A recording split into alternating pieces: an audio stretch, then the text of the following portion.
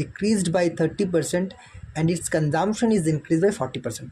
দেখো আমরা আগেই বলেছি যে প্রাইস বিফোর প্রাইস বা প্রাইস ইন্টু কনজামশন, ঠিক আছে, price into consumption equals to expenditure, ঠিক আছে, প্রাইস ইন্টু কনজামশন এক্সপেন্ডিচার। অর্থাৎ আমি এভাবে বুঝেছিলাম যে আমার ধরো আমি দুটো লাইফবয় সাবান কিনবো, ঠিক আছে, প্রত্যেকটা সাবানের মূল্য যদি আমার 10 টাকা করে হয়, কনজামশন কী করছি না, দুটো লাইফবয় সাবান কিনছি, দুটো লাইফবয়, ঠিক আছে, দুটো লাইফবয় সাবান কিনলাম,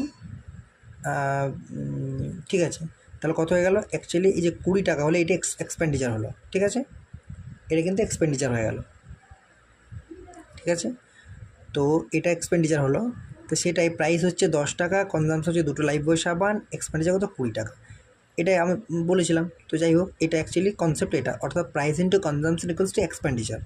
আমাকে কী বলেছে দেখো, আমাকে কী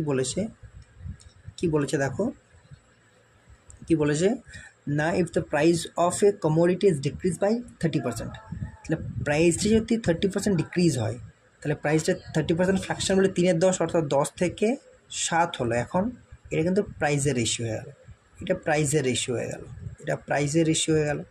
এর বলেছে কনজামশনটা ইনক্রিজ 40%, ফ্র্যাকশন 2/5, অর্থাৎ 5 থেকে 7, তাহলে এটা কনজামশন রেশিওটা কী হবে, কনজামশন রেশিওটা কী হবে, তাহলে 5 থেকে 7 হবে।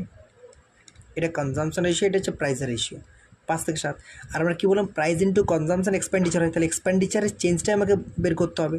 তাহলে প্রাইস ইন্টু কনজামশন এক্সপেন্ডিচার হয়, তাহলে এক্সপেন্ডিচার রেশিও কী হবে না, 50/49, এটা কিন্তু এখন এক্সপেন্ডিচারের রেশিও হয়ে যাবে,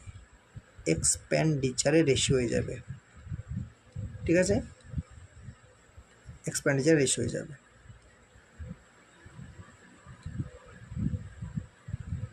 ঠিক আছে, এক্সপেন্ডিচার রেশিও হয়ে যাবে 49, ঠিক আছে। মানে আমি তার মানে কতটা কমেছে বা বেড়েছে, অবভিয়াসলি কমেছে, 50 থেকে 49 হয়েছে, তাহলে এক্সপেন্ডিচারের পার্সেন্টেজ কতটা ডিক্রিজ হয়েছে না, 1 ডিক্রিজ হয়েছে, কততে, 50, তাহলে 100তে কত হবে সেটা আমাদের পার্সেন্টেজ, অর্থাৎ 2% ডিক্রিজ হয়েছে।